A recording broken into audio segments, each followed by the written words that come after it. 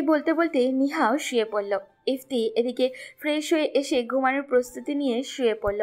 কিছুক্ষণের মধ্যেই চোখের মধ্যে ঘুম চলে আসলো আর সে গভীর ঘুমে তলিয়ে যেতে বসলো। আমি ঘুমানোর পরে স্বপ্নের মধ্যে দেখলাম নিহা আমার মাথায় হাত দিয়ে ধরে তার ঠোঁটের সাথে আমার ঠোঁট চেপে ধরেছে আর দাঁত দিয়ে আমার ঠোঁট দুটোর উপর অত্যাচার করছে। এমনভাবে কামড় দিচ্ছে মনে হচ্ছে এটা কোনো খাবার জিনিস। আমার ব্যথা লাগছে তাই জোরে একটা চিৎকার দিলাম। এমন সময় আমার ঘুম ভেঙে গেল। আমি অনুভব করলাম আমার শরীর ঘামে ভিজে গেছে। এরপর ভাবতে লাগলাম কবে আবার নিহাকে এমন কিস করতে পারবো। ভাবতে ভাবতে আবার চোখ দুইটা বন্ধ করেছি। এমন সময় আবার চোখের উপর ভেসে উঠলো একটা রোমান্টিক গানে আমি আর নিহা ড্যান্স করছি। নাচ শেষে হঠাৎই নিহা আমার ঠোঁট দুইটার সাথে তার ঠোঁট মিলিয়ে দিল।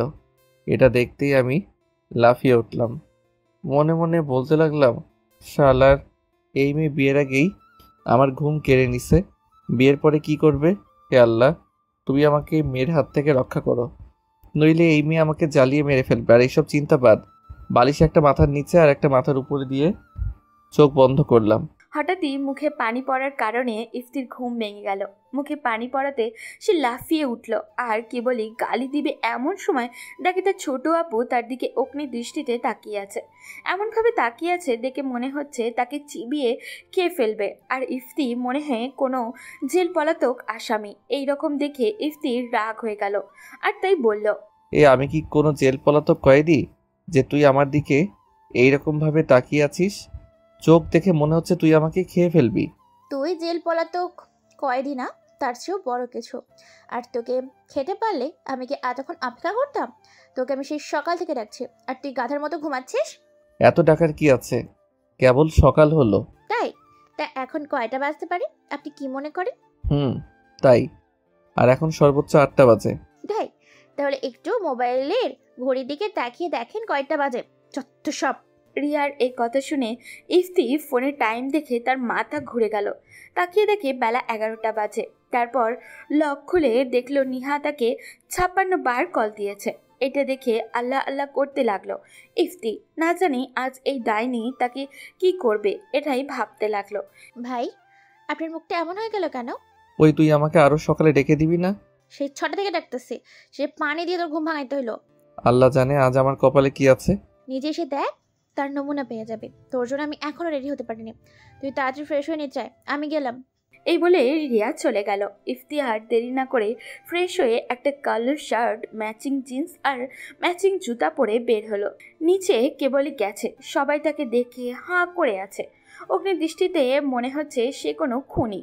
নিচে গিয়ে খাবার টেবিলে গেল ইফতি। বসতেই তার ভাবি খাবার খেতে দিল। ইফতি কেবল খাবারের হাত দিচ্ছে এমন সময় তার আম্মু আর আব্বু শুরু করলো তাকে বকা দেওয়া। তার আম্মু আর আব্বু 5 বছরের রাগ ইফতির উপরে একদিনে ঝেড়ে দিল। ইফতি কিছু না বলে শুধু খাবার হজম করছিল আর ফ্রিতে বকা। খাবারের সাথে বকাও হজম করতে যে এত মজা তা আজ বুঝতে পারল সে। ইফতি বের হতে যাবে এমন সময় রিয়া বলে উঠল, কি রে, আমি কাকে দেখছি? পুরো শাহরুখ খান। জি না, আমি শাহরুখ খান না, আমি হলাম ইফতি। এই বলে গাড়িতে উঠলাম। এমন সময় ফোন কেঁপে উঠলো। ফোনটা বের করে দেখি ডাইনিটা কল দিচ্ছে, তাই কেটে দিলাম। নিহা রাগে বোম হয়ে যাচ্ছে।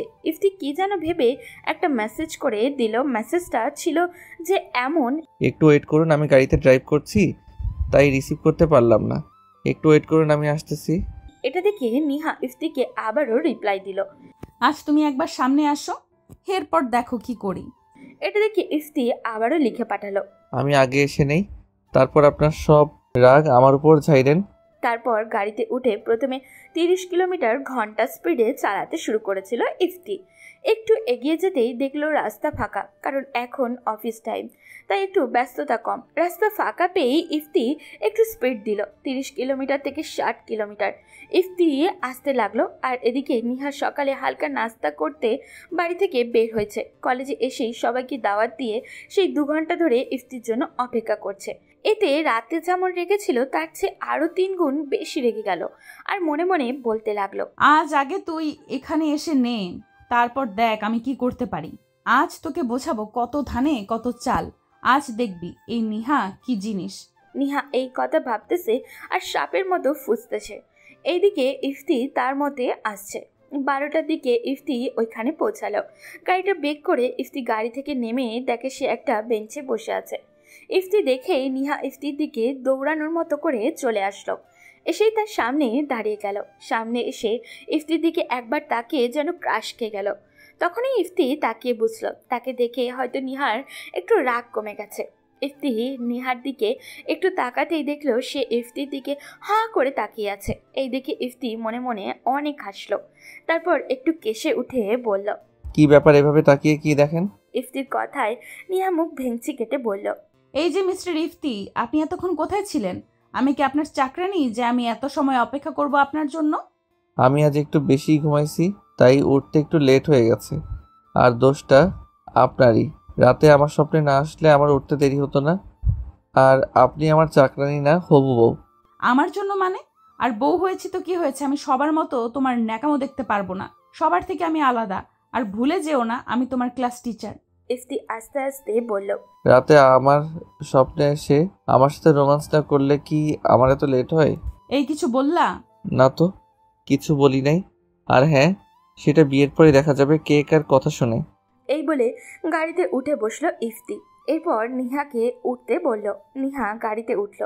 ইফতি আর চোখে দেখলো ক্যাম্পাসের সকল ছেলে মেয়ে তাদের দিকে তাকিয়ে আছে। ইফতি তখন একটু ভাব নিয়ে বসলো আর মনে মনে বলতে লাগলো, দেখা যাবে কে কার কথা শুনে। আমি তোমার অহংকার ভেঙে চুরমার করে দিব। তোমার তো আমাকে ভালোবাসতেই হবে, আর আমাকে সবার হাতে মার খাওয়ানোর প্রতিশোধটা ভালোভাবেই নিব। যতদিন না তুমি আমাকে আমার অধিকার না দাও, আমিও দেখবো তুমি কিভাবে থাকো। এইসব ভাবতে ভাবতে গাড়ি চালাতে লাগলো ইফতি। এদিকে আবার নিহা ভাবতে লাগলো, তোর জন্য আমার এখন বিয়ে করতে হলো। তোকে তো আমি এত জ্বালাবো যে তুই ভাবতেও পারবি না। তোর জন্য আমি ক্যাম্পাসের সবার কাছে অপমানিত হয়েছি। এর প্রতিশোধ তো আমি নিয়েই ছাড়বো। এছাড়া তুই আমাকে ক্লাসের সবার সামনে কি অফার করেছিস, তারপর পার্সোনাল জিনিসে হাত দিয়ে দেখিস, সেটা কি? এই সব হিসেব আমি তোর থেকে নিব ইফতি। তুই ভাবতেও পারবি না আমি এমন কাজ করব যে তুই শান্তি নামক জিনিসটাই ভুলে যাবি। তুই আমাকে বিয়ে করবি না? কর, আমি তোর বিয়ে করার শখ মিটিয়ে দেবো। দাঁড়া, আজকেই কন্ট্রাক্ট পেপার বানাবো উকিলের কাছ থেকে। তোকে বোঝাবো আগুন নিয়ে খেললে কি হয়। মনে হয় না ওই পেপারের দরকার হবে। না, ওটা বানাবো না। যদি ইফতি ওর ফ্যামিলিকে বলে দেয় তাহলে আমি সবার কাছে খারাপ হয়ে যাব, তাই দরকার নাই ওটার। যতদিন থাকি ততদিন এমন অত্যাচার ইফতির উপর করব যে সে আমাকে ডিভোর্স দিতে বাধ্য হবে। নিহা এইগুলো ভাবছে আর হাসতেছে, কারণ নিহা দেখতে পাচ্ছে তখন কি করবে আর ইফতির কেমন অবস্থা হবে। সেই চিত্র দেখে মজা পাচ্ছে ও। কিন্তু নিহার বাস্তবের দিকে কোনো খেয়ালই নেই। এমন সময় ইফতির ডাকে নিহা বাস্তবে ফিরে। নিহা, তুমি কি পাগল হয়ে গেলে নাকি? সেই কখন থেকে ডেকে যাচ্ছি আর তুমি খিলখিল করে হাসতেছো। নিহা মনে মনে আবারও ভাবতেছে সেই কখন থেকে, তার মানে অনেকক্ষণ ধরে ওরে ডাকছে। নিহা স্বাভাবিক হয়েই বলল, এই ছেলে, তুমি আমাকে তুমি বলে ডাকলে কেন? আবার আমার নাম ধরেও ডাকলে। তুমি কি ভুলে গেছো আমি তোমার ম্যাডাম? না, আমি ভুলি নাই। আপনি আমার ক্লাস টিচার, তবে এখন আপনি আমার হবু বউ। আর এখানে আপনি আমার হবু বউ হিসেবেই শপিং করতে এসেছেন, তাই আমি আপনাকে তুমি করে বলছি। হ্যাঁ তা ঠিক, কিন্তু কিছু বলতে যাবে অমনি ইফতি বলে ফেলল, আপনার মতো ঝগড়াটে মেয়ের সাথে ঝগড়া করার কোনো ইচ্ছেই নাই, তাই চলুন আমরা এসে গেছি। ওই বলে গাড়ির দরজাটা খুলে দিল আর হাত বের করে দিল যাতে নিহা তার হাতটা ধরে নামে। কিন্তু তখন নিহা ইফতির হাত ধরে না, নেমে তার হাত ঝাঁকি দিয়ে ফেলে দিল আর বলল, আমি তাহলে ঝগড়াটা মেয়ে? হ্যাঁ, তুমি ঝগড়াটে মেয়ে। ঠিক আছে, দেখে নিব আমি তোরে। আচ্ছা, পরে দেখবেন। সারা জীবন দেখার জন্য পড়ে আছে। এই কথা শুনে নিহা মনে মনে বলতেছে, তোর সাথে সারা জীবন? কোনোভাবেই না। এরপর ইফতি নিয়াকে মার্কেটের ভিতরে নিয়ে গেল। গিয়ে দেখলো তার আপু, আম্মু, ভাইয়া, ভাবি সবাই শপিং করা শেষ। ইফতি এই দেখে বলল, ওহ মাই গড, জীবনের প্রথম দেখলাম এত তাড়াতাড়ি কারো শপিং করা শেষ হলো। এই বলে যখনই তার আম্মুর দিকে তাকালো দেখলো মুখটা কালো করে আছে। আসলেই তার আম্মু গতকাল থেকেই ইফতির উপরে অনেক রেগে আছে। এমন সময় রিয়া বলল, কই রে, আমার ভাবি কই? আছে রে আছে, এই দেখ। এই বলে ইফতি নিহার হাতটা ধরে সামনে নিয়ে আসলো। দেখলো নিহার মাথায় কাপড়, মুখ ঢেকে রেখেছে ঘোমটা দিয়ে। এই দেখে তো ইফতি পুরাই অবাক, কারণ আসার সময় তো এমন ছিল না। তার মানে ইফতির পিছনে দাঁড়িয়ে নিজের পোশাক ঠিক করেছে। দেখে একটু খুশি হলো সে। এমন সময় হিয়া বলে উঠল, এই মেয়ে, ঘোমটাটা সরাও, তোমাকে দেখবো। এই বলে হিয়া নিহার দিকে এগিয়ে আসলো। নিহা একদম পাথরের মতো দাঁড়িয়ে আছে। হিয়া আবারও বলল, কি হলো, সরাও। এই কথা শুনে ইফতি মনে মনে বলল, ভূতের মুখে আবার রাম রাম। এবার হিয়া নিহার তোয়াক্কা না করে নিজের ঘোমটা সরিয়ে দিল। ইফতি দেখলো নিহা চোখ বুজে রয়েছে। সবাই নিহার দিকে হাঁ করে তাকিয়ে আছে, এমনকি ইফতির আম্মুও হাঁ করে তাকিয়ে আছে। সবার মাঝে রিয়া বলে উঠল, আম্মু, আমি কি স্বপ্ন দেখতেছি? না রে মা, তুই বাস্তবে আছিস। ইফতি দেখলো তার আম্মু হেসে কথা বলছে, তার মানে আম্মুর পছন্দ হয়েছে, আর তাই তার রাগ চলে গেছে। এসব ইফতি দাঁড়িয়ে ভাবছিল। তখন রিয়া দিয়ার দিকে তাকিয়ে বলল, এই মেজো আপু, আমাকে একটা চিমটি দাও তো। দিয়াও কম কিসে চিমটি দিয়ে দিল। দেওয়ার পরে রিয়া ইস বলে উঠল আর বলল, তার মানে এটা বাস্তব? যে ছেলের পছন্দ একদম কুৎসিত, আর সে কিনা এত সুন্দর একটা ভাবি উপহার দিল? হ্যাঁ রে, অনেক পছন্দ হয়েছে আমাদের। তোমাদের উপর যা রাগ ছিল তা তোমাকে দেখে চলে গেল বোন। এই বলে হিয়া নিহার মুখের উপরে হাত দিয়ে একটা চুমু খেলো। আমি কোনোদিন ভাবতেই পারিনি যে আমার ভাই আমাকে এমন একটা সারপ্রাইজ দেবে। সত্যি বোন, তুমি অনেক সুন্দর। হ্যাঁ, আমার যা যে আমার চেয়েও ভালো দেখা যায়। আমার কিন্তু হিংসা হচ্ছে। এই বলে ইফতির ভাবি সহ সবাই হেসে উঠল, শুধু ইফতি আর নিহা বাদে। এবার ইফতি লক্ষ্য করলো নিহাও অনেক খুশি হয়েছে আর সবাইকে ভালোভাবে দেখেও নিচ্ছে। এমন সময় ইফতির মা এসে তার কানটা টান দিয়ে ধরে বলল, যা, আমাকে এত সুন্দর একটা বৌমা উপহার দেওয়ায় তোর সব দোষ ক্ষমা করলাম, আর তোর উপর অভিমানটাও ভেঙে ফেললাম। কিন্তু তখন তো নিহা তো লজ্জায় মরে যাচ্ছিল। এমন সময় রিয়া বলে উঠল, আম্মু, তাড়াতাড়ি শপিং শেষ করো, তারপর নতুন ভাবিকে নিয়ে বাড়িতে গিয়ে লাঞ্চ করব। আজ খাবার রান্না করবো নতুন ভাবে। এই কথা শুনে একটু বেশি অবাক হলো নিহা। তারপর মুখ নাড়িয়ে হ্যাঁ উত্তর দিল, আর ইফতির দিকে রাগে লুক নিয়ে তাকালো। ইফতি তো নিহার চোখে দেখেই ভয় পেয়ে গেল। এরপর সবাই শপিং করা শুরু করলো। ইফতি দেখলো নিহা আর রিয়া তার জন্য পাঞ্জাবি কিনতেছে। অনেকক্ষণ ধরে দেখার পর নিহা নেভি ব্লু কালারের একটা পাঞ্জাবি পছন্দ করলো আর ওটা প্যাক করে দিতে বলল। এরপর ইফতির জন্য আরও একটা শার্ট আর প্যান্ট কিনলো। ইফতির কেনাকাটা শেষ হওয়ার পর সে দাঁড়িয়ে দাঁড়িয়ে দেখছিল সবাইকার শপিং করা। সবাই যখন নিহার বেনারসি কেনা নিয়ে ব্যস্ত, তখন ইফতি ঘুরে ঘুরে অন্য সব দোকান দেখছিল। এরপর হঠাৎই একটা গয়নার দোকানে একটা নেকলেস তার খুব পছন্দ হয়ে গেল, আর ইফতি ভাবলো ওটা না হয় নিহাকে উপহার দেওয়া যাবে বাসর ঘরে, তারপর না হয় নতুন জীবন শুরু করবে। তাই ওটা অন্য কেউ খেয়াল করার আগেই কিনে ফেললো ইফতি, আর নেকলেসটা স্পেশালভাবে প্যাকিং করেও নিয়ে তার আম্মুদের কাছে গেল। গিয়ে দেখে তার আম্মু আপুরা নিহার বেনারসি আর শাড়ি কেনাটা রেখে কোনটা কিনবে চয়েস করতে পারছে না। অবশেষে রিয়া আপু বলল, ভাই, তোর বইয়ের শাড়ি তুই পছন্দ করে দে, আমি পারছি না পছন্দ করতে। এমন সময় ইফতি নিজের মনের ভিতরে নিহার ছবিটা এঁকে ফেলল আর দেখতে লাগলো তাকে কিভাবে সাজে ভালো লাগবে। কাল্পনিকভাবে মনের মধ্যে দেখে নিয়ে বলল, নিহাকে তো লাল বেনারসির সাথে ম্যাচিং করা ব্লাউজ, সাথে গয়না আর খোলা চুলে ভালো দেখা যাবে। ইফতির এমন কথা তার আম্মু আপুরা সবাই হাঁ করে শুনছিল। ইফতি তা দেখে বলল, সবাই মুখটা বন্ধ করো, নইলে মুখের মধ্যে মশা চলে যাবে। ধমকের সুরে এমন কথা শুনে সবাই মুখটা বন্ধ করলো, আর ইফতি পাশে তাকাতেই দেখলো নিহা ইফতি যেমন বলছিল ঠিক তেমনভাবেই বের হচ্ছে। পরনে তার বলা সেই লাল বেনারসি, সেই ম্যাচিং করা ব্লাউজ, গলায় হালকা গয়না আর চুল ছেড়ে দিয়ে ইফতির দিকে এগিয়ে আসছে। এই দেখে ইফতি আবারও ক্রাশ খেলো। এইরকম নিহাকে দেখে সবাই আরও অবাক হয়ে গেল, আর সবাই ইফতির দিকে অবাক চোখে দেখতে লাগলো। এমন সময় রিয়া বলে উঠল, কিরে ভাই, 2 দিন বউয়ের সাথে থেকে বুঝে গেলি তার কি পছন্দ? তাই তো বলি, নিহার জন্য অন্য ড্রেসগুলো পছন্দ হচ্ছিল না, তো এইভাবে নিহাকে সে লাগতেছে, ভালোই চয়েস হয়েছে। এরপর সবাই আরও অনেকগুলো শাড়ি কিনলো নিহার জন্য। ইফতিও একটা নীল শাড়ি কিনলো নিহার জন্য, কিন্তু সেটা লুকিয়ে রাখলো তার সব ড্রেস তার সাথে, যাতে কেউ না দেখে। সে ভাবলো এটা কোনো এক সকালে দিবে, যাতে ওটা পরে আসতেই নিহার সাথে রোম্যান্স করতে পারে। সবাই মিলে বাইরে আসলো। তার ইফতির মা নিহাকে বলল তাদের বাসায় গিয়ে যেন নিহা পরিবারের সবার সাথে লাঞ্চ করে এবং সব খাবার যেন নিহা রান্না করে। নিহাও রাজি হয়ে গেল। তারপর ইফতির মা বলে গেল তারা সবাই তাদের নিয়ে আসা গাড়িতে চলে যাচ্ছে, আর ইফতি নিহা দুজনে ইফতিকে নিয়ে আসা গাড়িতে করে বাড়ি যাবে। নিহা গিয়ে গাড়িতে বসলো, ইফতিও বসলো ড্রাইভিং সিটে। ইফতি বসতেই নিহা তাকে বলল, আচ্ছা, তুমি জানলে কিভাবে আমাকে এই পোশাকে সুন্দর লাগবে? আসলে আমি আমার মনের মধ্যে আপনার ছবি অনেক আগে এঁকেছি, তাই আপনাকে কোন পোশাকে ভালো লাগবে তা আমি ভালো করেই জানি। ওমা, তাই? তাই। তা আমাকে নিয়ে কত রিসার্চ করছো?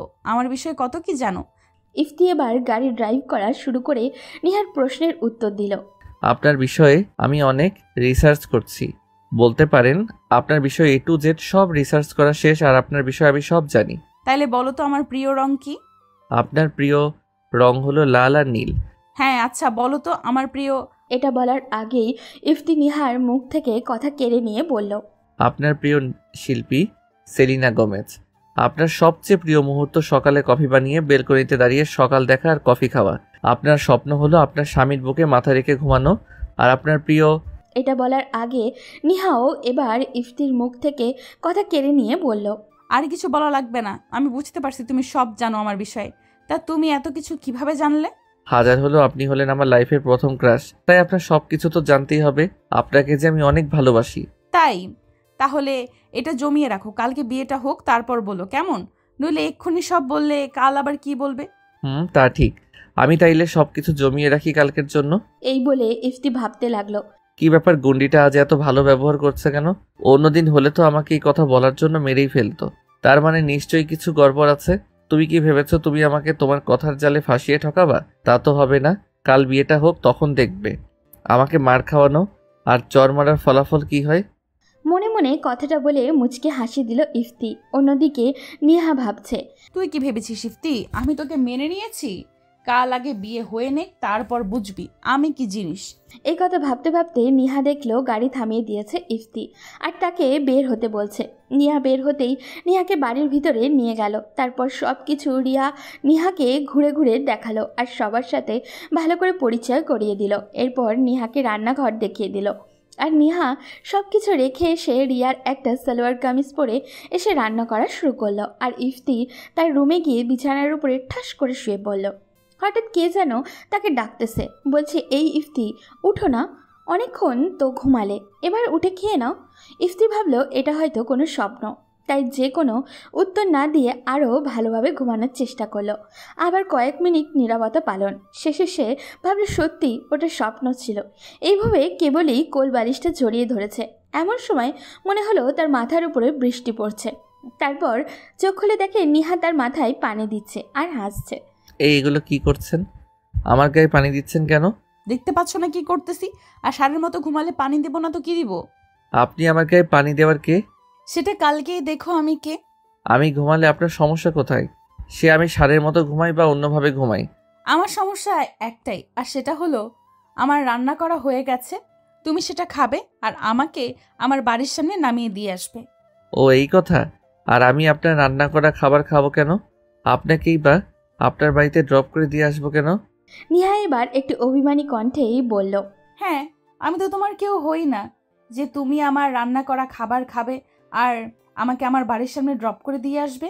এই বলে নিহা চলে গেল। ইফতি বুঝলো একটু বেশি বলে ফেলেছে, যার কারণে নিহা একটু রাগই করেছে। এই কথা ভাবতে ভাবতে ইফতি ফ্রেশ হওয়ার জন্য দৌড় দিল। এদিকে নিহা আবারও একটু মন খারাপ করেই বাইরে গেল। তার যে মনটা খারাপ সেটা কাউকে বুঝতে দিল না। বুঝতে না দিয়ে বলল ইফতি আসতে। সে ইফতির জন্য যেহেতু সবাই খাবার নিয়ে অপেক্ষা করছে, তাই সে তাড়াতাড়ি ফ্রেশ হয়ে বাইরে গেল। এসে দেখে সবাই তার জন্য খাবার নিয়ে বসে অপেক্ষা করছে।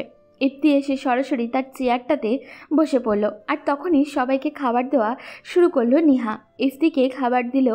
ইফতি একটু মুখে নিয়েই বুঝলো নিহা পাক্কা রাঁধুনি।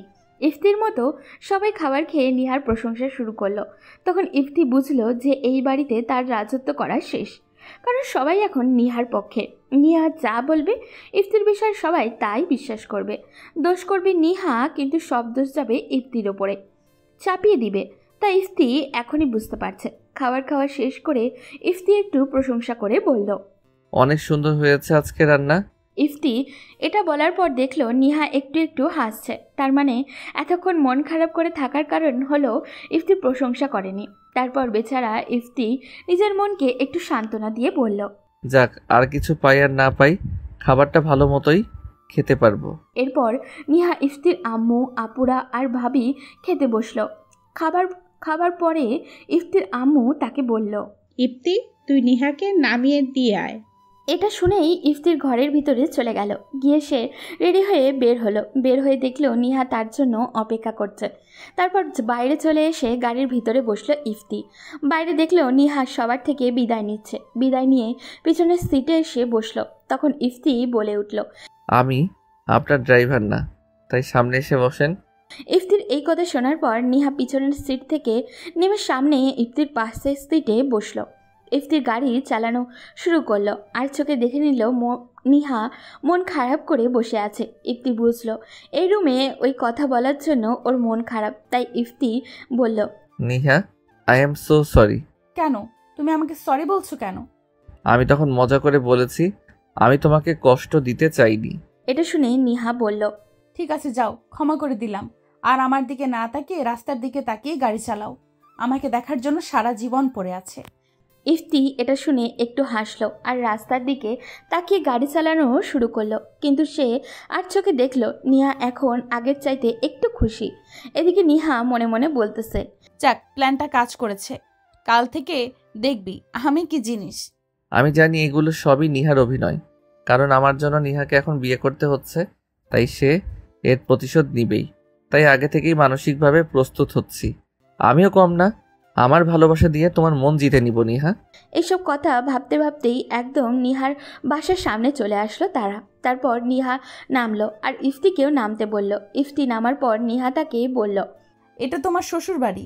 তারপর হাত টানতে টানতে নিহাদের বাসার ভিতরে নিয়ে গেল ইফতিকে। ইফতি নিহার আম্মুকে দেখে সালাম করলো। তারপর উনি ইফতির সম্পর্কে অনেক কিছু জিজ্ঞাসা করলো। ইফতিও বলল। তারপর নিহা তাকে ওদের সারা বাড়ি ঘুরিয়ে দেখালো। ইফতি সব দেখে বলল, এখন বাড়ি যেতে হবে। ঘড়ির দিকে তাকিয়ে দেখি আর কিছুক্ষণ পরেই মাগরিবের আজান দিবে। তাই নিহার আম্মুর থেকে বিদায় নিয়ে চলে আসলাম। দেখলাম নিহাও আমার পিছন পিছন আসছে। তারপর নিহা আমাকে বলল, ভালোভাবে যাও, গিয়ে আমাকে কল করে বলো, আর কাল তাড়াতাড়ি এসো। ঠিক আছে। এই বলে গাড়িতে উঠে বসলো ইফতি আর বাড়ির উদ্দেশ্যে বের হয়ে আসলো। যখন নিহা ওই কথাগুলো বলল তখন ইফতি মনে মনে বলল, আমাকে শাস্তি দেওয়ার জন্য এত ক্ষেপেছো কেন? একটু অপেক্ষা করো।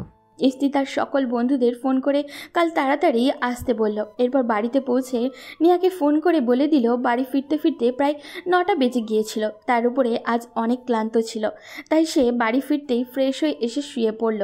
আর কিছুক্ষণের মধ্যেই হারিয়ে গেল ঘুমের কল্পনার রাজত্বে। সকাল 9টা, তাকে তার আপুরা ঘুম থেকে ডেকে ওঠালো। ইফতি উঠতেই এতগুলো কথা শুনিয়ে চলে গেল তার বোনেরা। ইফতি উঠে ফ্রেশ হতে গেল। ফ্রেশ হয়ে বাইরে আসতেই দেখে তার সব বন্ধুরা চলে এসছে আর সবাই টেবিলে বসে খাবার খাচ্ছে। ইফতি দেখে সিয়াম বলে উঠল, মামু, তাহলে তোর ঘুম ভাঙলো? ও হ্যাঁ, আজ তো তোমার বাসর রাত, অনেক ধকল যাবে, তাই আগে থেকে কি রেস্ট নিয়ে নিচ্ছ?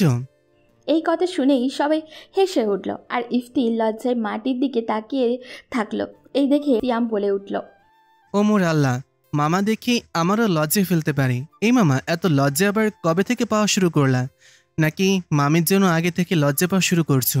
শোনো, আজকে রাতে লজ্জা পেলে জীবনে আর কোনোদিন কোনো কিছু করতে পাবা না। এই বলে আবার সবাই অট্ট হাসিতে মেতে উঠল। ইফতির অনেক রাগ হচ্ছিল তার সিয়ামের উপরে। তারপর ওটা কন্ট্রোল করে ইফতি একটা হাসি দিয়ে বলল, তাই নাকি সিয়াম মামু? মনে রেখো, এক মাকে কিন্তু শীত যায় না। আমারও সময় আসবে, সেদিন আমিও দেখে নিব। এই বলে ইফতি খাবার খেয়ে নিল। খাবার খেয়ে রুমে গিয়ে শুয়ে পড়ল। কিন্তু সবার মনে হয় সেটা সহ্য হলো না। তাকে টেনে তুলে হাতে মেহেন্দি দেওয়া শুরু করলো। অন্যদিকে নিহা সকালে ঘুম থেকে উঠেই একটা ভিলেনের মতো হাসি দিয়ে মনে মনে বলছে, আজ রাত থেকেই তোমাকে জ্বালানো শুরু করব। কতই না যে মজা হবে, ভাবতেই আলাদা একটা মজা লাগতেছে। তুমি আমার সাথে যা করেছো তার প্রতিশোধ আমি নিব। নিহা এই কথা ভাবছে আর ভিলেনের মতো হাসছে। নিহাদের তো বেশি আত্মীয় স্বজন নেই, তাই যেগুলো আছে সেগুলো আর বাড়ির আশেপাশের লোকজন নিয়েই নিহার মা কাজ শুরু করেছেন। নিহা রাতে মেহেন্দি দেয় নাই, তাই এখন নিহার এক প্রতিবেশী ভাবি নিহাকে মেহেন্দি দিয়ে দিচ্ছে। নিহা হাতে দেওয়ার জন্য একটা ডিজাইন পছন্দ করলো, কিন্তু সেটা এক হাতে হবে না, 2 হাতে লাগবে। তাও নিহা কী ভেবে ওইটারই নিচের অংশটা হাতে দিল। ওইদিকে মেঘলাও ইফতিকে একটা ডিজাইনের উপরে অংশ দিয়ে দিল। এইসব করতে করতে দুপুর হয়ে গেল। এরপর ইফতির সব ভাবিরা আর আপুরা তাকে গোসল করাতে নিয়ে গেল। আধা ঘন্টা ধরে তাকে গোসল করালো। এরপর তাকে তার রুমে পাঠানো হলো। ইফতি নিজের রুমে গিয়ে একদম রেডি হয়ে গেল। সে পাঞ্জাবি আর পাগড়ি পরে আয়নার সামনে গেল। নিজেকে আয়নাতেই দেখল। আয়নাতে তাকে একদম বরের মতোই লাগছিল, তাই একটা হাসি দিল। তারপর সবাই বের হলো নিহাদের বাড়ির উদ্দেশ্যে। ইফতির গাড়িতে আগে থেকেই বসেছিল, তাই 2 দুলাভাই আর 3 বোন সাথে মেঘলা তার বাড়ির থেকে বের হলো 3টার দিকে। ওদিকে আবার নিহাকেও মেহেন্দি দিয়ে গোসল করাতে নিয়ে যাওয়া হলো। সেখানে তাকে ইফতির মতোই অনেক অত্যাচার করে গোসল করিয়ে দিল। তারপর তাকে সাজানোর কাজে লাগলো সবাই। ইফতির পছন্দ করা বেনারসি সাথে ম্যাচিং করা সব কিছু পরিয়ে দেওয়া হলো নিহাকে। ইফতি নিহাদের বাড়ির পৌঁছানোর পরে তাদের বসার ব্যবস্থা করা হলো। এরপরে খাবার খাওয়ানোর পর্ব শেষ করে কাজী সাহেব তাদের বিয়ের কাজ করা শুরু করলো। 10,01,000 টাকা দেনমোহর তাদের বিয়ের সম্পূর্ণ করা হলো। এরই মধ্যে ইফতি বা নিহা দুজনকে একবারও দেখেনি। বিয়ের সব কাজ সম্পূর্ণ হওয়ার পর তাদের ফেরার সময় হয়ে যায়, তাই নিহাকে নিয়ে সবাই বাইরে আসলো। ইফতি নিহার আম্মুকে দেখে সালাম করলো। তারপর নিহাকে সবাই বাইরে নিয়ে আসলো। নিহাকে দেখে ইফতি আবারও ক্রাশ খেলো। ওকে এত সুন্দর লাগবে সে ভাবতেই পারেনি। বেচারা ইফতির জীবনটায় গেল এই একটা মেয়ের উপরে ক্রাশ খেতে খেতে।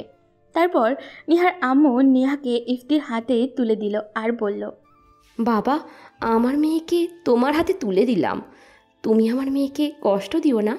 দোয়া করবেন, আমি ওকে কষ্ট দিব না, সারা জীবন আগলে রাখবো। এই কথা বলার পর যখন তারা বিদায় নেবে তখনই নিহা চিৎকার শুরু করলো। নিহা তার আম্মুকে জড়িয়ে ধরে সে কি কান্না। নিহার আম্মু কম কেসে, তিনিও মেয়ের মতোই কাঁদতে লাগলেন। বাবা না থাকা মেয়েটা সেই ছোট্টবেলা থেকে নিজে না খেয়ে মেয়েকে খাইয়ে মেয়েকে মানুষের মতো মানুষ করেছে, আর আজ সেই মেয়ে তাকে ছেড়ে পরের ঘরে চলে যাবে। এতে তার বুকটা ফেটে যাচ্ছে। তারপর নিজেকে বুঝিয়ে নিহাকে অনেক কিছু বুঝিয়ে দিয়ে গাড়িতে উঠিয়ে দিল। ইফতিও উঠল। এরপর সবার কাছ থেকে বিদায় নিয়ে বাড়ির উদ্দেশ্যে রওনা হলো। সারা রাস্তা নিহা কান্না করতে করতে আসছে, একবারও ইফতির দিকে তাকায়নি। কিন্তু ইফতি সারা রাস্তা নিহার দিকে তাকিয়ে তার কান্নাময় মুখটা দেখছিল। একটা মেয়ে মানুষকে যখন সে ঘুমায় তখন আর যখন সে কান্না করে তখন সবচেয়ে সুন্দর লাগে, কারণ এই 2 সময় মেয়েদের মুখে মনে হয় পৃথিবীর যত মায়া আছে সব মায়া তাদের মুখে এসে থাকে। নিহাকে এমন সুন্দর লাগছিল, তার উপর নিহা কান্না করার জন্য তাকে আরও সুন্দর লাগছিল। 9টার দিকে তারা বাড়িতে পৌঁছালো। এরপর সবাই নতুন বউকে নিয়ে ব্যস্ত হয়ে পড়ল। ইফতির ভাবি এসে নিহাকে ধরে ঘরের মধ্যে নিয়ে গেল আর তার দুলাভাই তাকে নিয়ে গেল। এরপর তাদের দুজনকে একটা রুমে নিয়ে গেল। তারপর ইফতি আর নিহা ইফতির মা বাবা ভাইরা বড় আপু সবাইকে সালাম করলো। এরপর ইফতির আম্মু নিহাকে সবার সাথে পরিচয় করিয়ে দিতে লাগলো। এই সুযোগে ইফতি তার রুমে গিয়ে ফ্রেশ হয়ে পাঞ্জাবিটা খুলে একটা টি-শার্ট পরে ছাদে গেল। ছাদে গিয়ে ভাবছে, নিহা যা বলবে তাই। আমি জানি নিহা আমাকে কষ্ট দেওয়ার জন্যই বিয়ে করেছে। আমি না হয় তার শরীরে একটু অজান্তেই টাচ করেছি, আর চাকরি বাঁচানোর জন্যই তো আমাকে এই মিথ্যা নাটক করতে হলো। তাও আমি যদি নিহার কাছে অপরাধী হই তো নিহাও আমার কাছে অনেক বড় অপরাধী। নিহা আমাকে খালি পাবলিকের হাতে গণপিটুনি খাওয়াইছে, তারপর অনেকগুলা থাপ্পড় দিয়েছে। তাইলে আমি কেন ওকে ক্ষমা করে দিব? আমি ওকে অনেক কষ্ট দিব, এটাই ফাইনাল। এইভাবে ভাবতে ভাবতে রাত 11টা বেজে গেছে। তাই ছাদ থেকে বাইরে চলে আসলো ইফতি। তার রুমের কাছে আসতেই তার বড় দুলাভাই আর মেজ দুলাভাই বলতেছে, শালাবাবু, বিড়াল তো অনেক আগেই মেরেছ, তাও আজকে আবার বিড়ালটা মারো। আর হ্যাঁ, আস্তে আস্তে বিড়ালটাকে মেরো, নইলে বেচারি সহ্য করতে পারবে না। এই বলে দুইজন হাসতে লাগলো। ইফতি তাদের সাথে তাল মিলিয়ে বলল, দুলাভাই, বিড়াল পামো কই বাসর ঘরে? তখন দুলাভাই বলল, দেখো ঘরে গিয়ে আছে নাকি নাই। এই বলে তারা আবার অট্টহাসিতে মেতে উঠল। তখন ইফতি বলল, তাইলে আজকে আমি ঘরে থাকবই না। এই বলে সে চলে যেতে বসেছে। এমন সময় তার দুলাভাই তাকে ধাক্কা দিয়ে বাসর ঘরে ঢুকিয়ে দিল আর এই পাশ থেকে দরজা বন্ধও করে দিল। ইফতি ভেতরে গিয়ে দরজা বন্ধ করছিল আর ভাবছিল হয়তো নিহা তাকে এসে সালাম করবে আর সে ওকে উপরে উঠিয়ে বুকে জড়িয়ে নেবে, কিন্তু এটা যে তার ভাগ্যতেই নাই। এটা মনে পড়তেই একটা হাসি দিয়ে এগিয়ে গেল। তাকে এগিয়ে যেতে দেখে নিহা নিজের মাথা উপরে উঠালো, উঠিয়ে বলতে শুরু করলো, আর এক পাও এগিয়ে আসলে আমি নিজেকে শেষ করে ফেলবো। ইফতি জানতো নিহা এমন কিছু বলবে, তাই আগে থেকে নিজেকে সামলে নিয়েছে আর এখন একটু অভিনয় করেই বলল, কেন আমি এগিয়ে আসবো না? আমার তো আজ বিয়ে হয়েছে, তাই আমি আমার বউয়ের কাছে যাব আর তার সাথে বাসর করব। তাতে আপনার সমস্যা হচ্ছে কোথায়? না, তা হবে না। আমি তোমার সাথে বাসর করব না, কারণ ইফতি মুখ থেকে কথা কেড়ে নিয়ে বলল, আপনি আমাকে স্বামী হিসেবে মানেন না, তাই আপনি আমাকে স্বামীর অধিকার দিবেন না, এই কথা তো বলতে চাইছিলেন? হ্যাঁ, আমি এটাই বলতে চাইছিলাম। অনেক অবাক হয়ে বলল নিহা। তখন ইফতি রাগ দেখিয়ে বলল, তো আপনি কিভাবে ভাবলেন যে আমি আপনাকে আমার স্ত্রী হিসেবে মেনে নিব? আমি কি সব ভুলে গেছি? আপনি আমাকে অনেক থাপ্পড় মেরেছেন, আবার আমার কোনো অপরাধ ছাড়াই আমাকে সবার হাতে গণপিটুনি খাইয়েছেন। তাহলে আপনি কিভাবে ভাবলেন আমি আপনাকে আমার স্ত্রী হিসেবে মেনে নিব? আমি আপনাকে বিয়ে করেছি সব কিছুর প্রতিশোধ নেওয়ার জন্য। ইফতি এগুলো বলছিল শুধু ওকে কষ্ট দেওয়ার জন্য। সে তো নিহাকে অনেক আগেই ক্ষমা করে দিয়েছে। ইফতি তো এই মেয়েটাকে তার জীবনের চাইতেও বেশি ভালোবাসে। তখন নিহা জোর দিয়ে বলল, আর তুমি মনে হয় দুধে ধোয়া তুলসী পাতা। তুমি কিছু করো নাই। তুমি আমার বুকে কি আছে সেটা নেড়ে চেড়ে দেখেছো, যার জন্য থাপ্পড় খেয়েছো। সো তুমি তো একটা লুচ্চা বদমাস ছেলে। এই মুখ সামলিয়ে কথা বল, কী সব আবল তাবল কথা বলতেছো? আবল তাবল না, যে ছেলে মেয়েদের বুকের উপর হাত দিয়ে দেখে ওখানে কি থাকে সে লুচ্চা বদমাস ছাড়া আর কিছু না। আর তোমার জন্য আমাকে এখন বিয়ে করতে হলো, তাও আবার তোমার মতো লুচুকে বিয়ে করতে হলো। আমার জন্য মানে?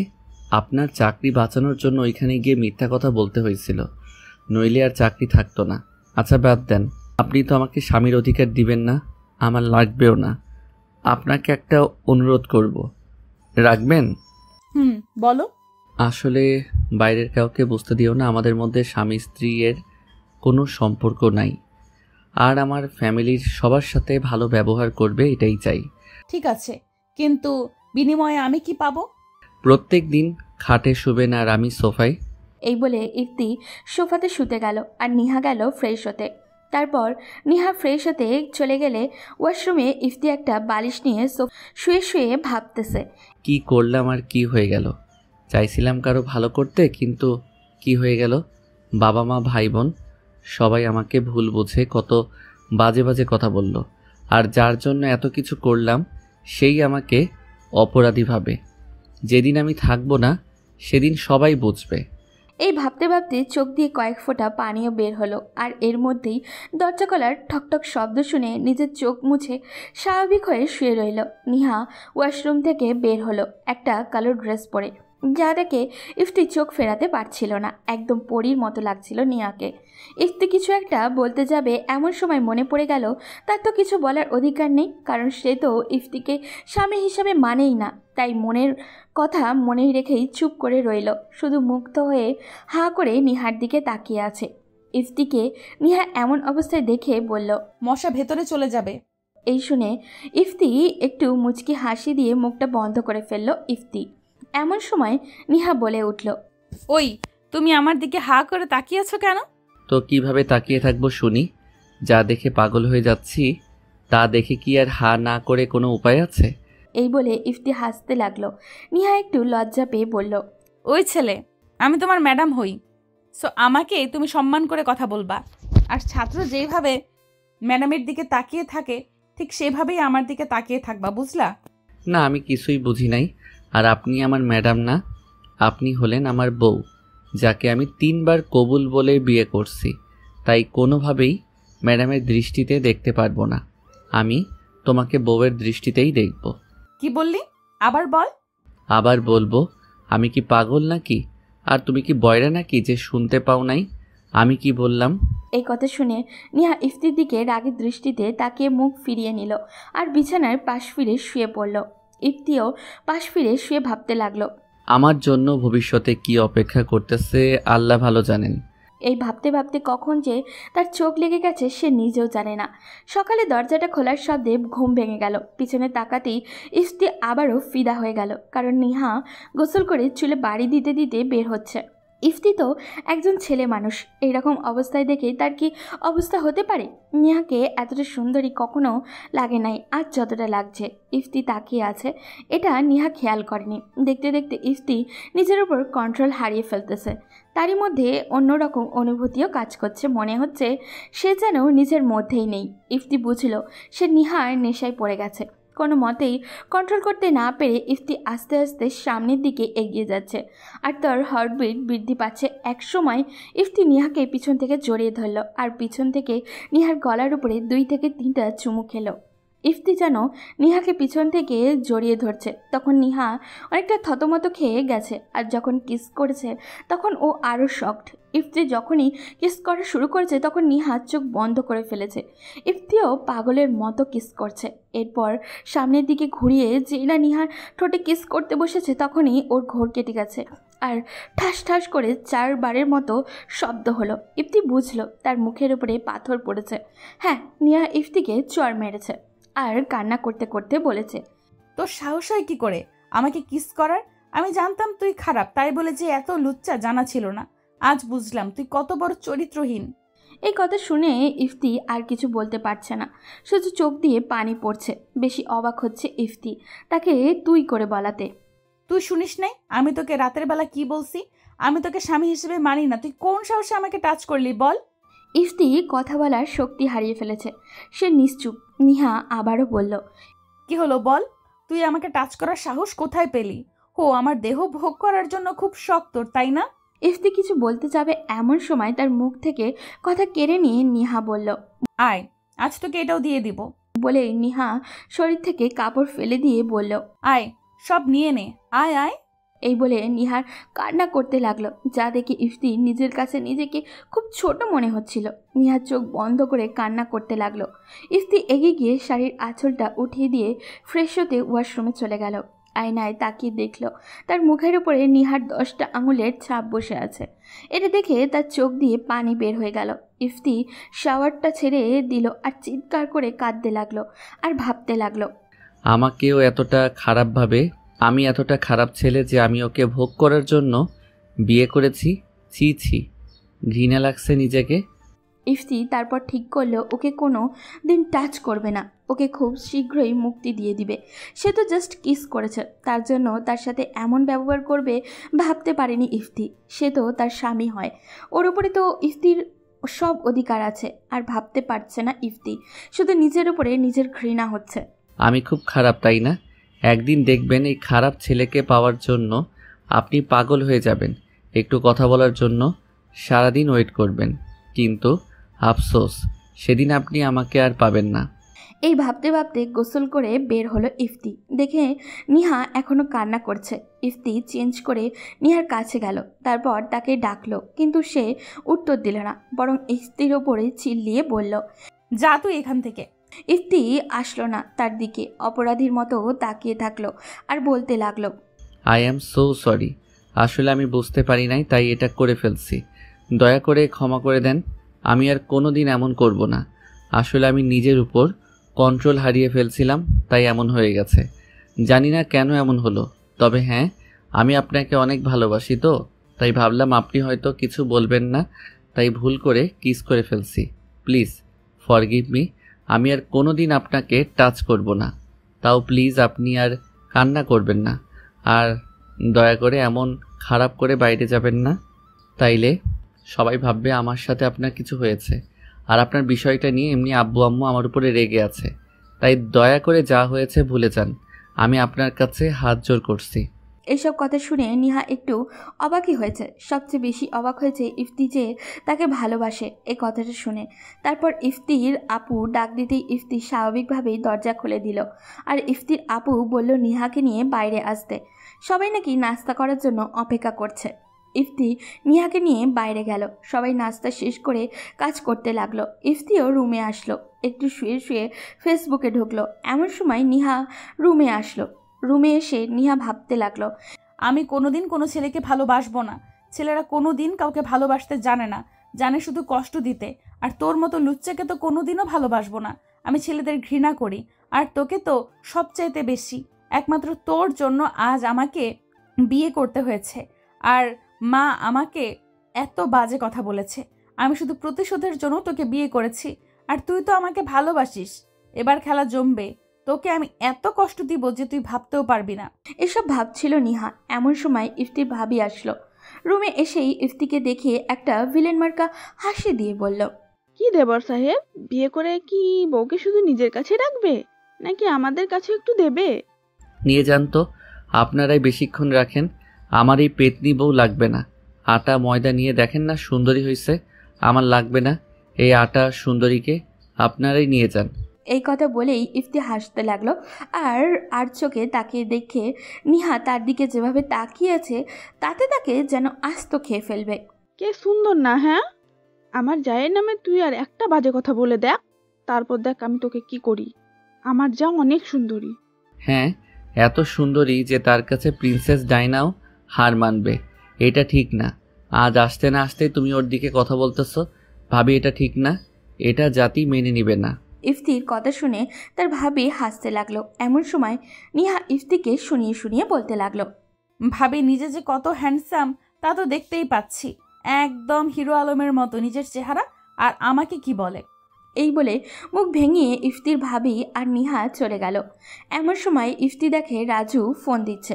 ইফতি ফোনটা ধরতেই বলতে লাগলো, মামা, আজ তো তুমি বড় হয়ে গেছো, সারা রাত মধু খাইছ, আমাদের কথা কি আর মনে থাকে? শালা, মধু খাইছি নাকি অন্য কিছু করছি শুনলে তুই ছাদ থেকে লাফ দিয়ে উপরে চলে যেতে চাইবি। যাই হোক, কখন আসবি তাই বল। তুমি আগে কও সারা রাত কি করছো, তারপর বলছি। সারা রাত মুড়ি খাইছি শালা। তোকে 2 ঘন্টা সময় দিলাম, এর মধ্যে তোকে না পাইলে আন্টিকে কল করে তোর গার্লফ্রেন্ডের বিষয়ে সব বলে দিব। এই বলে ইফতি কল কেটে দিয়ে একটু ঘুমাতে যাবে। এমন সময় নিহাদের বাড়ি থেকে সবাই চলে আসলো। সবার সাথে নিহা ওদের পরিচয় করিয়ে দিতে লাগলো। এমন সময় রাজু আর সিয়ামও চলে আসলো। এসে ইফতির কাছে চলে আসলো। মামা, আজকে কেমন খেলা? তুই দেখছিস না ইফতি ক্লান্ত, সারা রাত খেলে খেলে ক্লান্ত হয়ে গেছে। শালা, সারা রাত খেলেছি কিন্তু বউয়ের সাথে না, মশার সাথে। সারা রাত মহারানী ঘুমাইছে আর আমি মশার সাথে ফুটবল খেলেছি। ইফতির কথা শুনে তো সিয়াম আর রাজু হাসতে হাসতে শেষ। মামা, বুঝেছি। আর মামা, আজকে না আমি ওর সাথে দেখা করবো, তাই আমি আজ যেতে পারবো না। আর মামা, আমিও আজকে ডেটে যাব। ঠিক আছে দোস্ত, কোনো সমস্যা নাই, যাও খাবার খেয়ে যাস। আর খুব তাড়াতাড়ি ক্যাম্পাসে আমি আসতেছি, দেখা হচ্ছে খুব শীঘ্রই। ঠিক আছে মামা। এই বলে সিয়াম আর রাজু চলে গেল। এইদিকে বিকেল হয়ে গেছে, তাই ইফতি সবার সাথে নিহাদের বাড়ির সবাইকে খাওয়ালো। তারপর ইফতির ভাইয়া তাকে রেডি হতে বলল। ইফতির ভাবি আর রিহা নিয়াকে সাজাচ্ছে। ইফতি বেশিক্ষণ তাকিয়ে থাকলো না, কারণ সে জানে তাকিয়ে থাকলে নিজেকে কন্ট্রোল করতে পারবে না। ইফতি আর ওইদিকে খেয়াল না করেই ফ্রেশ হতে চলে গেল। ফ্রেশ হয়ে এসে দেখে তার বেডের উপরে একটা লাল রঙের পাঞ্জাবি, আর চোখে তাকিয়ে দেখলো নিহাও লাল রঙের একটা শাড়ি পরেছে। তখন ইফতি ভাবলো নিহা হয়তো ম্যাচিং করা পোশাক পরার জন্য রেখেছে। মনে মনে ভাবলো, যাক, তাইলে আমাকে নিয়ে সে একটু হলেও ভাবে, নইলে আমার জন্য নিজে পছন্দের করা পাঞ্জাবি রাখতো না। আমার কাজটা আরও সহজ হবে, তাইলে ওকে পটাতে আমার বেশি সময় লাগবে না। এটা ভেবে একটু মনে মনে হাসলো ইফতি। এরপর ইফতিকে আর নিহাকে নিয়ে নিহার বাড়ির লোকজন বের হয়ে গেল। ইফতি আর নিহাকে একটা গাড়িতে দিল, আর সাথে দিল নিহার মামাতো বোন অধরাকে। ইফতি খুব ভয় লাগছিল, কারণ আজকে তার সাথে কেউই যায়নি। সে মনে মনে ভাবতে লাগলো, ইফতি, আজকে তুই শেষ। তোর বাড়িতে থেকেই তোর সাথে যেমন করে আর এত ওদের বাসায় তোকে নিয়ে যাচ্ছে, দেখবি আজ রাতে তোকে মেরে মাটির নিচে চাপা দিয়ে দিবে। নিহাও মনে মনে বলছে, রাতে বুঝাবো তোকে যে আমি কি জিনিস। তুই আমাকে বিয়ে করেছিস ভালোবাসার জন্য। আজ তোকে এমন ভালোবাসা দিব যে তুই কোনোদিনও ভুলতে পারবি না। আবার আমাকে কিস করেছিস তুই, তোর সাহস আজকে আমি বের করব। আজকে রাতেই আমার জন্য তোর ভালোবাসা জানলা দিয়ে পালাবে। আমি পুরুষ মানুষকে ঘৃণা করি, আর তোকে তো আমার বাবার থেকেও বেশি ঘৃণা করি। তোকে আমি কোনোদিন স্বামী হিসেবে মেনে নিব না। এইসব ভাবতে ভাবতে নিহাও গাড়িতে উঠল। মাঝখানে বসলো অধরা। অধরা ইফতিকে দেখে হাত এগিয়ে দিয়ে বলল, ভাইয়া আমি অধরা, আপনার একমাত্র শালিকা। ইফতিও হাত মিলিয়ে বলল, আমি ইফতি, তোমার একমাত্র দুলাভাই। এরপর ইফতি আর অধরা গল্প করতে লাগলো আর নিহা জানলা দিয়ে বাইরে তাকিয়ে থাকলো। একসময় ইফতি আর নিহা অধরার কাঁধের উপরে দুইজন ঘুমের মতো করে শুয়ে পড়েছে। এমন সময় অধরা বলল, সে আর কি ঘুমান নাই নাকি যে এখন দুজন একসাথে ঘুমিয়ে পড়তেছেন? নিহা কিছু বলতে যাবে এমন সময় ইফতি বলে ফেলল, আর ঘুম? তোমার বোন সারা রাত কি আমাকে ঘুমাতে দিছে নাকি? সারা রাত সে আমাকে টর্চার করেছে, আমার সারা শরীর ব্যথা হয়ে গেছে। এটা বলেই অধরা খিলখিল করে হাসতে লাগলো। ইফতি পাশে তাকিয়ে দেখে মহারানী অবাক হয়ে আছে, কিন্তু তার মুখে অন্য কথা বলছে।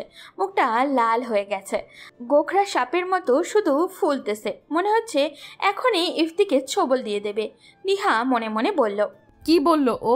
আজকে তোকে আমার হাত থেকে কেউ বাঁচাতে পারবে না, আজকে আমি তোকে মেরেই ফেলবো। দুজনেই দুই প্রতিচ্ছবি দেখে অধরা বলল, ওই ভাই একদম মিথ্যা কথা বলবেন না, তুমি টর্চার করছো আমার আপনিটার উপর। এত টর্চার কি কেউ করে? বেচারি সারা শরীর ব্যথা হয়ে গেছে, তাই না আপু? এই বলেই আর খিলখিল করে হাসতে লাগলো। ইফতি লজ্জায় মাথা উঠাতে পারছে না, কিন্তু মাথা নিচু করে ভাবতে লাগলো, আজকে আমি শেষ। মহারানীকে আজকে যেভাবে রাগিয়ে দিছি তাতে রাতে আজকে আমার 12টা বাজাবে। আজকে আমাকে কিছু বললে আমিও ছাড়বো না, কিন্তু আমি তো ওকে অনেক ভালোবাসি। আমি যদি একটু ছোট না হই তো আমি ওকে কিভাবে বোঝাবো? ওই আজকে যাই বলুক আমি কিছুই বলবো না। এসব ভাবতে ভাবতে তারা নিহারের বাড়িতে চলে আসলো। গাড়ি আসতেই বাড়ির মধ্যে থেকে সবাই বাইরে চলে আসলো। নিহার আম্মু এসে ইফতিকে বাড়ির ভিতরে নিয়ে গেল, আর ইফতিকে নিয়ে সবাই ব্যস্ত হয়ে গেল। এই দেখে নিহা হিংসায় মরে যাচ্ছে আর গোখরো সাপের মতো ফুলতে লাগলো। শেষে আর সহ্য করতে না পেরে বলেই দিল, খুব ভালো, পরের ছেলেকে পেয়ে নিজের মেয়েকে ভুলে গেলে সবাই। ওকে নিয়ে যাচ্ছ আর আমাকে কিছুই বলছো না। তোকে কি করব? তুই কি চিনিস এই বাড়ির কোথায় কি আছে? ন্যাকামি না করে ভিতরে আয়। এরপর নিহা আর ইফতিকে ভিতরে নিয়ে গিয়ে দুইজনকে পাশাপাশি বসিয়ে একটা চামচ দিয়ে চিনি আর দুধ নিয়ে এসে ইফতিকে আর নিহাকে খাওয়ানো হলো। এটা নাকি তাদের নিয়ম। তারপর নিহার আম্মু নিহাকে বলল ইফতিকে তার রুমে যেতে। নিহা ইফতি তার রুমে নিয়ে গেল। রুমে যাওয়ার পর নিহা কেবলই ফ্রেশ হতে যাচ্ছে, দরজা পর্যন্ত যেতেই ইফতি পিছন থেকে গায়ে হাত দিল। নিহা পিছনে তাকাতেই ইফতি ওর পাশ দিয়ে ভিতরে ঢুকে গেল আর ভিতর থেকে লক করে দিল। এটা দেখে নিহা আরও রেগে গেছে। ইফতি আর রাগানোর জন্য বলল, ও বউ, আমি আগে ফ্রেশ হয়ে বের হই, তারপর তুমি ফ্রেশ হবে, কেমন? এটা বলতেই নিহা যেন তেলে বেগুনে জ্বলে উঠল আর বলতে লাগলো, কি বললি তুই? আবার বল। বললাম তুমি আমার সোনা বউ, লক্ষ্মী বউ, আমার জানো বউ। এটা বলে ইফতি হাসতে লাগলো। তখন নিহা বলে উঠল, আমাকে কোনো দিন আর এসব বলবি না। আমি তোর বউ না, আমি তোকে স্বামী হিসেবে মানি না, কোনোদিন মানবও না। তোর মতো লুচ্চাকে স্বামী মানার আগে নিজেই গলায় দড়ি দিয়ে আত্মহত্যা করব। আর তুই বের হয়ে দেখ আমি তোকে আজকে কি করি। এটা শুনে ইফতির মন খারাপ হয়ে গেল। একটা মিথ্যা হাসি দিয়ে বলল, দেখা যাবে। এটা শুধু ওকে দেখানোর জন্য বলল। ইফতি কিন্তু তার চোখ দিয়ে পানি বের হয়ে গেল। মনে মনে বলল, আমি চরিত্রহীন না, আমি শুধু তোমাকেই ভালোবাসি। আর এতদিন যা করেছি তোমার ভালোর জন্যই করেছি। আমি জানতাম না যে আমার বাবার বন্ধু আমাদের প্রিন্সিপাল, জানলে কখনো এটা করতাম না। আর আগের কথা আমি ইচ্ছা করে করি নাই, আর তুমিও তো কম কিছু করো নাই আমার সাথে। আমি কোনো দোষ না করেও গণপিটুনি খেয়েছি, আর সেটা তুমি আমাকে ইচ্ছা করে খাইয়েছ। আমি সব ভুলে গেছি, কিন্তু তুমি কেন ভুলতে পারছো না বলো? এরপর মুখে একটু পানি দিয়ে ফ্রেশ হয়ে বাইরে এলো ইফতি। তারপর নিহা ভেতরে গেল। ইফতি কিছু না বলে নিহার বেডের উপরে শুয়ে পড়ল আর সব কিছু ভাবতে লাগলো। আগের দিনগুলা কতই না ভালো ছিল, সারা দিন আড্ডা, ক্লাস করা আর বাড়িতে থাকা। কেন যে নিহার পিছনে লাগতে গেলাম, যার জন্য এত কষ্ট পেতে হচ্ছে। এমন সময় নিহা ফ্রেশ হয়ে বাইরে আসলো। এসেই নিহার চোখ কপালে উঠে গেল। ইফতিকে ওর বেডে দেখে অগ্নি দৃষ্টিতে তাকিয়ে বলতে লাগলো, তো সাহস তো কম না, তুই আমার বেডে শুয়েছিলি কেন বল? তো কি হয়েছে শুনি? তোমার বেড মানেই তো আমার বেড। কিসের? তোকে কি আমি আমার স্বামী হিসেবে মানি নাকি, যে আমার যা সব তোর হবে? ও ঠিক আছে, আমি বুঝতে পারি নাই। তুই আগে বল, তুই কেন আমার বেডে শুইলি? আমি আসলে বুঝতে পারি নাই যে তোমার বেডে আমি একটু শুইছি, এজন্য মহাভারত অশুদ্ধ হয়ে যাবে। তুমিও তো আমার সব কিছু ব্যবহার করো। আমি কি কখনো এরকমভাবে বলেছি? তোর সব জিনিস মানে আমার, কিন্তু আমার কিছুই তোর না। এত বৈষম্য কেন? নারী পুরুষ সমান অধিকার। আমার সব তোমার, কিন্তু তোমার সব আমার না কেন? আমি এই বৈষম্য মেনে নিব না। তুমি সব ব্যবহার করবা, কিন্তু তোমার জিনিস আমি ব্যবহার করতে পারবো না কেন? কারণ আমি তোকে স্বামী হিসেবে মানি না, কিন্তু তুই আমাকে বউ হিসেবে মানিস, তাই আমি তোর সবটা ব্যবহার করব, কিন্তু তুই আমার কোনো জিনিসে হাত দিবি না। ইফতি আর কিছু বলল না, চুপ করে সোফাতে গিয়ে বসে পড়ল। এর মধ্যেই অধারা এসে তাদেরকে নিচে যেতে বললে ইফতিকে নিয়ে নিহা নিচে চলে গিয়ে খাবার টেবিলে বসলো। ইফতির কিছু খেতে ইচ্ছা করছিল না, তাই নিহার আম্মুকে বলল, আমি কিছু খাবো না। এই বলে নিচ থেকে চলে আসলো ইফতি। নিহা বুঝতে পারলো ইফতি কেন কিছু খেলো না। ইফতি উপরে এসে ফোনটা নিয়ে সোফায় একটা বালিশ আর কাঁথা নিয়ে শুয়ে পড়লো। একটু পরে মহারানী আসলো রুমে এসে ইফতির দিকে অনেক তাকিয়ে থেকে কিছু বলতে চেয়েও বলল না বলেই শুয়ে পড়ল। ইফতি ওইদিকে খেয়াল না করেই ফোনে পাবজি খেলতে লাগলো। খেলতে খেলতে কখন যে 12টা বেজে গেছে বুঝতেই পারেনি। এরপর সে কাঁথা মুড়ি দিয়ে ঘুমের দেশে যাওয়ার প্রস্তুতি নিল আর ভাবতে লাগলো কিভাবে নিহাকে নিজের করে পাওয়া যায়। সে যে নিহাকে অনেক বেশি ভালোবাসে, তাই ওকে ছাড়া নিজেকে কিভাবে কল্পনা করবে। এইসব ভাবতে ভাবতে কখন যে ঘুমিয়ে গেছে নিজেও জানে না। পরদিন সকালে কারোর মিষ্টি কথায় ঘুম ভেঙে গেল ইফতির। ঘুম ঘুম চোখে চেয়ে দেখে নিহা তাকে ডাকতেছে। ইফতি বলল, কি হয়েছে, ডাকছো কেন? ঘুম থেকে উঠ, বেলা অনেক হয়েছে। ইফতি উঠে ফ্রেশ হয়ে নিচে চলে গেল। নিহা নিজেকে ইফতিকে নাস্তা বেড়ে দিলে তারপর ইফতি নাস্তা করলো। এরই মধ্যে দেখলো তার দুই দুলাভাই চলে আসলো। দুলাভাইরা নাস্তা করে বাজারের দিকে নিয়ে গেল ইফতিকে আর বলল বাজার করতে। ইফতিও অনেক বাজার করলো। বাজার করে আস্তে আস্তে দুপুর হয়ে গেল। বাজার থেকে এসে ইফতি গোসল করে রুমে বসে আছে। এর মধ্যেই নিহা এসে হাজির। তোকে এত বাজার করতে কে বলছে? এটা নাকি নিয়ম। আর তোমার আম্মু তো বেশি একটা বাইরে যেতে পারে না, আর সে কিভাবে বাজার করবে, তাই বেশি করে দিয়ে গেলাম। তুমি আবার আস্তে আস্তে বাজার ফুরিয়ে যাবে।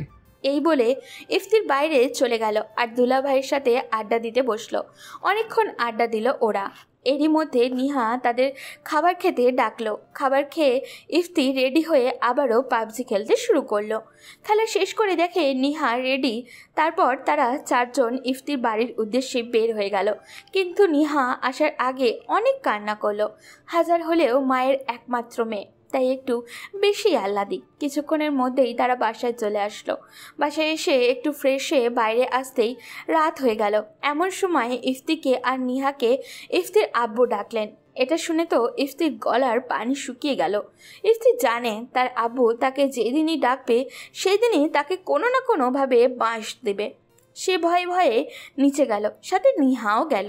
নিহা জানে ইফতির আব্বু খুব রাগী। নিচে যেতেই ইফতির আব্বু ইফতিকে বসতে বলল, কিন্তু ইফতি বসলো না। ওনার সামনে মাথা নিচু করে দাঁড়িয়ে রইল। আর ইফতি জানে তাকে কেন না কোনো বাস দিবে, তাই সে আগে থেকেই একজনকে রেখে দিয়েছে যাতে সে ইফতিকে সাপোর্ট দেয়, আর সে হলো রিয়া।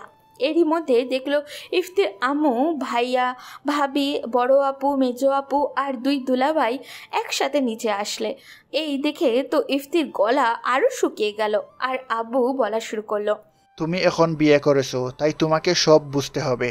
আমারও বয়স হয়ে গেছে, আমি আর পারবো না এত দায়িত্ব নিজের কাঁধে নিতে। তুমি কাল থেকে অফিসে যাবে। আব্বু, ওর তো এখন পড়াশোনাই শেষ হয় নাই, তাহলে কিভাবে বসবো অফিসে? তুই একটা কথাও বলবি না। তোর আদর পেয়ে পেয়ে ও বাদর হয়ে গেছে। আমি যা বলছি সেটাই শেষ কথা। ইফতি কিছু বলছে না। নিজের উপরেই এখন তার নিজেরই খুব রাগ হচ্ছে। কেন যে বিয়ে করতে গেল? সুখে থাকতে ভূতে কিলায়। এটা তার বাস্তব প্রমাণ। সে পারবে না অফিসে বসতে, এটা সে মুখ ফসকে বলেই ফেলল। তাকে আর কে বাঁচায়? তার আব্বু হুঙ্কার দিয়ে বলল, চুপ, তোমার কোনো কথা আমি শুনতে চাই না। যা বললাম তাই হবে। এমন সময় ইফতির ভাইয়া বলে উঠল, আব্বু, ও ছোট মানুষ, ও কি আর এসবের কিছু বুঝে? আমাকে শুধু ও সাহায্য করলেই আমি পারবো সব করতে, আর ওর পড়াশোনা শেষ হলে না হয় ও বসবে। তোমাদের আর কি বলি, সবাই ওর দিকেই কথা বলো। ঠিক আছে, তাই হবে। ওকে বলে দাও ভালোভাবে যেন ক্লাস করে, আর প্রতিদিন কমপক্ষে 3 ঘন্টা যেন অফিসে যায়। আর হ্যাঁ, আমরা সবাই কালকে তোমার মামাদের ওইখানে যাব, তাই তুমি প্রতিদিন সকালে অফিসে যাবে আর যাওয়ার সময় নিহামাকে নামিয়ে দিয়ে যাবে। ইফতি শুধু মাথা নাড়িয়ে হ্যাঁ উত্তর দিচ্ছে। আবার নিহাকে ইফতির বাবা বলল, শোনো মা, এই কয়েকদিন যদি তোমার উপর ও খেয়াল না রাখে তো আমাকে বলবা, আমি এসে ওকে দেখব। এই বলে ইফতির আব্বু উপরে চলে গেল। আর ইফতির দিকে নিহা হারামি মার্কা একটা হাসি দিল। ইফতি হাসিটা দেখেই বুঝছিল তার জন্য এই কয়দিন অনেক কিছু অপেক্ষা করছে। ওদিকে নিহা মনে মনে বলছে, কাল থেকে দেখাবো আমি কি জিনিস চান্দু। কাল থেকে মাত্র 15 দিন, এই 15 দিনে বুঝিয়ে দিব আমি কি জিনিস। আর ইফতি অসহায়ের মতো ভাবতে লাগলো, এই 15 দিনে কিছু একটা করতে হবে। তুমি যাই করো না কেন, আমি এই 15 দিনের মধ্যে আমাকে ভালোবাসতে বাধ্য করবই। কাল থেকেই প্রতিদিন প্রপোজ করব, প্রতিদিন সকালে, দুপুরে আর রাতে। জানি এই 3 বেলায় আমার মুখ লাল হয়ে যাবে। তবে কি আমি যে ওকে অনেক ভালোবাসি, পারবো না ওকে হারাতে। তুমি শুধু এই ইফতির আর কারো না, দরকার পড়লে আমি ওকে মেরে নিজে জেলে যাব, তাও ও শুধু আমার। ইফতির সব ভাবছে। এমন সময় তার আব্বু বলল রুমে যেতে। আর ইফতিকে নিহার রুমে নিয়ে আসলো আর বলতে লাগলো, কাল থেকে তাহলে তুই আমাকে নিয়ে যাবি আর নিয়ে আসবি। যদি তুই গাড়ির ব্রেক করিস আমি তোকে মেরেই ফেলবো। কেন বলেন তো, ব্রেক করলে কি হবে? লুচ্চা আবার বলে কি, তুই জানিস না ব্রেক করলে কি হয়? এই আমি লুচু না, আপনি ঠিকভাবে কথা বলেন। কিভাবে কথা বলবো শুনি? তুই একটা লুচু। আমি লুচু না, আপনি আমাকে লুচু বলেই দেখেন। কি করবি শুনি? আর তুই লুচু, তাই আমি তোকে লুচু বলি। কি করব জানি না, তবে ভালো কিছু করব না। আর আমি কিভাবে লুচু হলাম কিভাবে বলেন? আমি কি কোনো মেয়েকে টিজ করছি, নাকি আপনি ছাড়া কোনো মেয়ে টাচ করছি, নাকি কাউকে রেপ করছি বলেন? তুই এগুলো হয়তো কিছু করিস নাই, কিন্তু তুই যদি লুচু না হতি তাহলে আমার ওখানে হাত দিতি নাকি? লুচ্চারা ছাড়া ওইখানে কি অন্যরা হাত দেয় নাকি? দেখেন, আমি আগেও বলছি আর এখনও বলছি, আমি ইচ্ছা করে হাত দেই নাই। আমি ঘুমের ঘোরে হাত দিয়ে ফেলেছিলাম। তাই তো কি হলো? হাত তো দিছিলি, তাই না? এই জন্যই তোকে আমি লুচু বলি। ইফতি আর কিছু বলল না, শুধু নিহার দিকে তাকিয়ে রইল। কিছুক্ষণ তাকিয়ে থাকতেই ইফতি নেশায় পড়ে গেল। নিহাকে অনেক সুন্দর লাগছিল, যার জন্য ওকে কাছে পেছে ইচ্ছা করছিল, ভালোবাসতে ইচ্ছা করছিল ইফতির। তখন ইফতি নিজেই মনকে সান্ত্বনা দিয়ে বলল, না ইফতি, নিহা তোকে ভালোবাসে না, তাই ওকে তুই স্পর্শ করতে পারিস না।